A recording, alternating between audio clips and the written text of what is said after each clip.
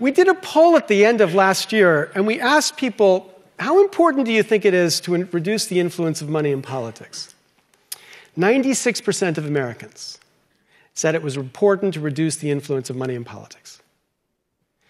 But then we asked them, how likely do you think it is that the influence of money in politics will be reduced? And we found 91% of Americans believed it was not likely. Now, these two numbers, 96% plus 91%, produce what we can think of as the politics of resignation. Resignation, we accept the reality we don't want. But if you could give people some hope that there was a way to make a change, you might be able to thaw that resignation. Or at least that was the idea behind a project that I announced at TED this year called the May 1 Project. So May 1 as in mayday, which harmonizes well with mayday as in emergency. We wanted to call a mayday on this democracy. And we wanted to announce a project to launch a super PAC to end all super PACs.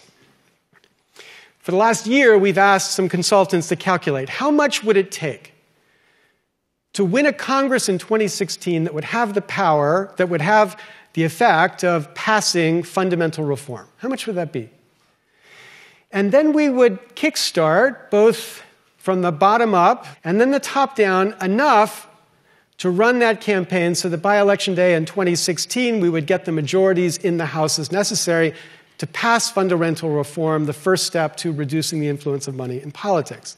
Now, we do this in two stages, 2014 and 2016. And in 2014, the idea was, how do we raise $12 million to fund some races that would give us the chance to affect substantially the way people perceived the possibility of winning on this issue?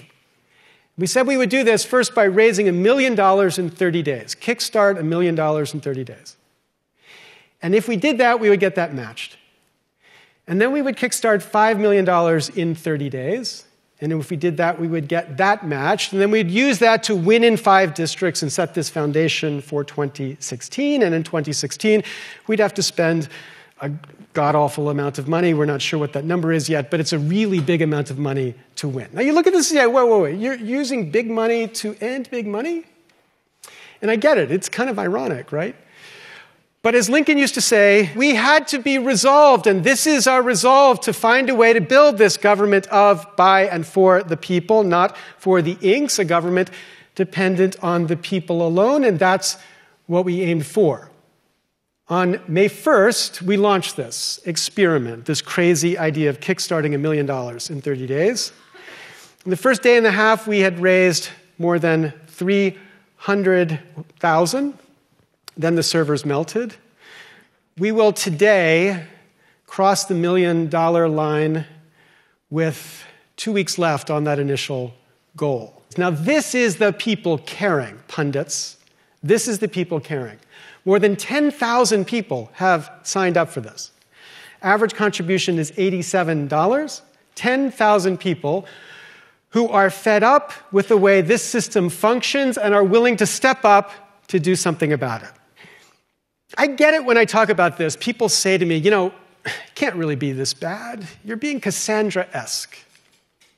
But here's the thing. Cassandra was right. She was right. And when I tell you about this corruption, you know I'm right. 96% of you know I'm right. And only we, or more precisely, only people like you, can mobilize the movement necessary to take back this democracy from the cronies who control it. So I'm grateful for the flash of coolness, again, standing on a wired stage, and grateful for the opportunity to ask you to join us in an effort to do what everyone says is impossible, to reclaim for us, for the people, what was promised to us 227 years ago. Thank you very much.